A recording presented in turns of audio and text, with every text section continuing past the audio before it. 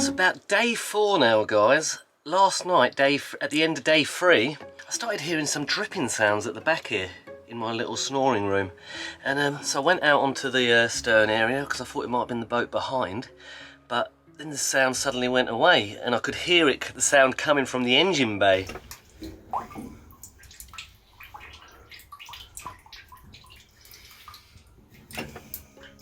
And yesterday, as you know, we cleared out so much water from the engine bay, it just went on for about 15 minutes. I mean, it's mad, isn't it? There's always something.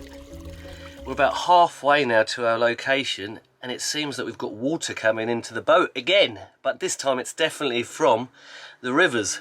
But we have the boat booked in for the stern gland to be repacked. We're quite aware of it. It's just got a little bit worse now. It seems every 5 hours we're going to have to use the old bilge pump. And at night time you hear this dripping sound and it's a bit worrying because you don't know how much is, how far it's going to fill up. It doesn't seem to be filling up like a dangerous amount. But, we've got another 4 days to get to the marina. It's just keeping on top of it, I think.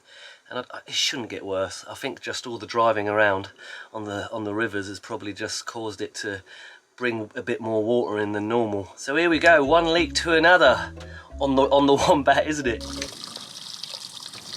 You can sort of tell by how long it takes, by how much water gets in there. And when we first turned up, like I say, it was 15 minutes of it going. But what was a bit reassuring was this morning when I put it on after not doing it for 6 hours, it only done it for a minute or two, so that's good.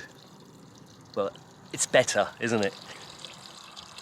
So, a quick top-up of coolant before we head out again today? Are you going down there? Now remember, we've just drained this down here, and still it's like a swimming pool. We're still about 4 days off from getting to Fox's Marina in March for our first ever hull survey. This stage, it's hard to imagine we're even going to get there. Becca assures me it's just standard day-to-day boat life. I mean, what we're going to do if it's not fine? We haven't got any other oil to put in there anyway, have we? Yeah, no, there is. There's some down here. Oh, is there? Okay. Are you going to go weed hatching? It's always so colourful in there, very glowy. Do you want me to lift it off? The weed hatch is where the propeller lives, and Bex is getting rid of all the foliage and weeds that have gathered around it. She loves it in there, I'm telling you guys, she's always in there. Are we weed free? We are now weed free. I'll put this down for you. All right. Thank you.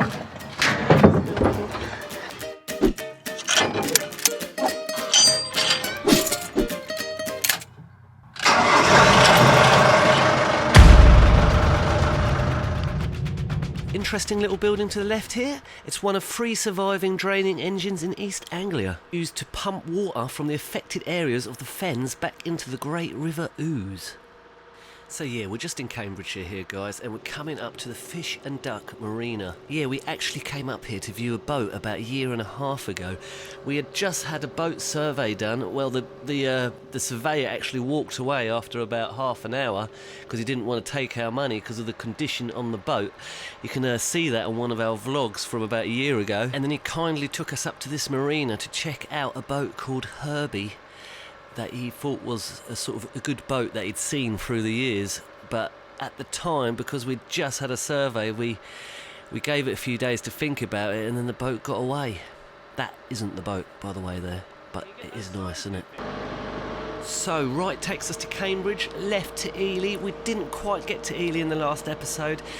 Everything takes longer, as you know, in this lifestyle. So our water supply has come to an end. The next available location are the pumps at... Pumps, it's a bloody tap. in Ely. Best get a bloody move on, eh? And for those that have read the fantastic chaotic Smurf novels, the late great Papa Smurf, if you may. How many times? Push that before our arrival. I think there's a huge Smurf colony in Ely waiting there to greet us. The Smurfs colonised Ely first before the humans came along. And that's their sacred plaque. Drive and drizzle. Yeah. So just coming into Ely. We're just on the outskirts of Ely, aren't we, Chris? We're always just on the outskirts of Ely. So we've actually been through Ely a couple of times now. Actually, this whole trip we've done a couple of times. It's the only bloody trip we've done. But once this blacking and survey is done, we're going to get the boat back home and we're going to finish off the bathroom and kitchen and then whiz off up to the canals. Both still pretty adamant to do that this season. To the left, Ely Marina. And that is the device that would normally pick your boat up so that you can get work done on the hull. The problem is our boat is so bloody heavy because of the bonus 12.5 base plate on top of the original 8mm plate. Yeah, I keep saying, but you know, people need to know. Our boat's bloody heavy, alright? That means that we have to take it up to a slipway up in March, which is a week away, so treat it like a holiday, eh? So here we are coming to the water facilities for your pump out toilet and a water refillage and waste disposalage. I'm going to have a go at reversing it into this spot on the right here this time. Reversing these heavy steel boats can be a bloody nightmare if you don't know what you're doing, and guess what? I don't know what I'm doing, do I? Yeah, they don't have steering going backwards, so the only way of doing this is by accelerating forward in a certain direction, I think the opposite direction, and then quickly, as the back swings round in the opposite direction, you start reversing. So it's quite a fiddly little thing, again, if you don't know what you're doing.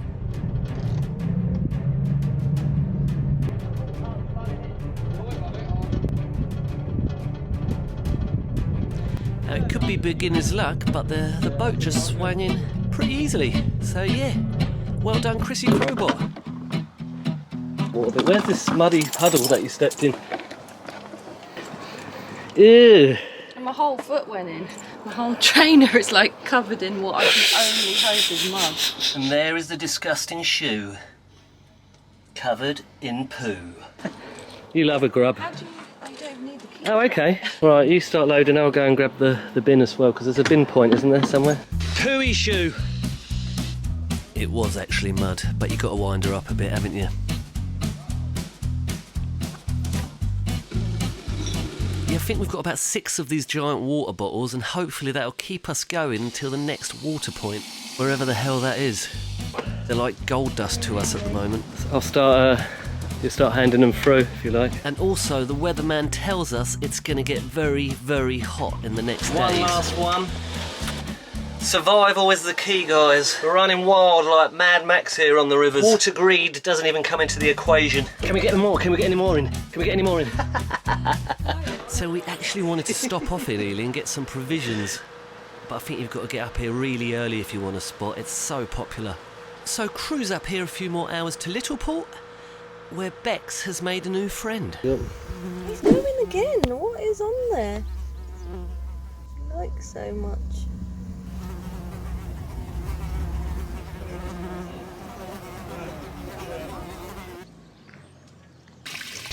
You're brave. I am not going to be playing the let the wasp crawl around on my toe game, as Becca so many times does. Really tickly. I couldn't handle it anymore. It's just like someone's just tickling you in between the toes. I know people hate wasps, but they are actually really important.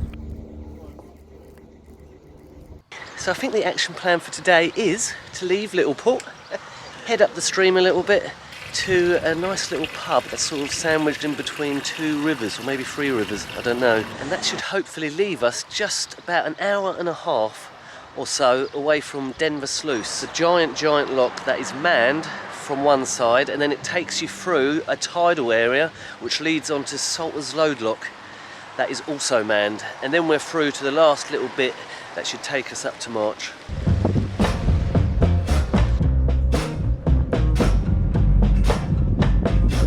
Stop off for a quick bit of pub grub and a pint, and then try and reverse out of here that way, because this, I don't know, it doesn't look like you can turn it around here. It might be quite entertaining to the people sitting in the pub trying to watch it turn. I think that's a bit narrow, and down there it's pretty narrow for quite a long time, and we need to go that way, so we'll have to try and reverse it out.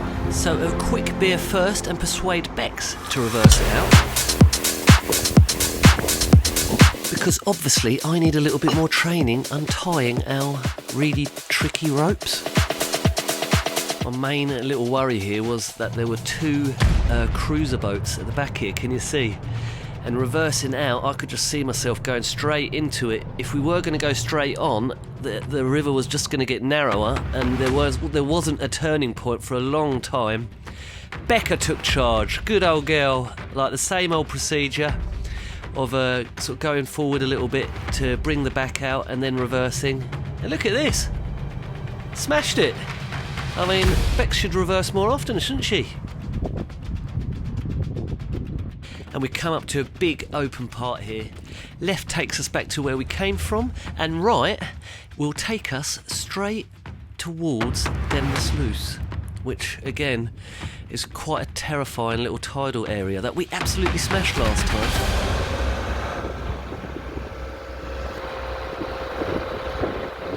Oh, you're all proud, aren't you?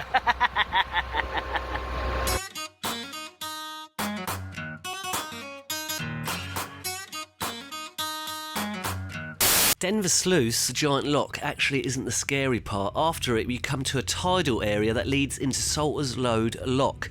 Now that one is where I've seen boats on YouTube sort of get pulled out again because it's very tidal up that area.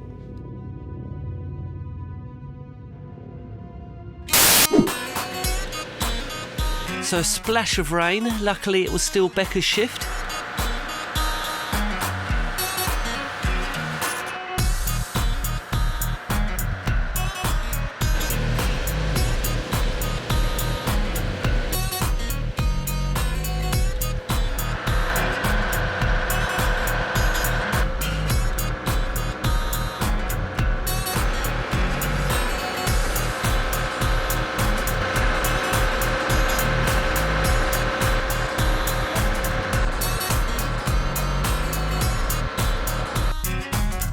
So I think we'll moor up here for the night. This is about an hour and a half from Denver Sluice, so plenty of time in the morning.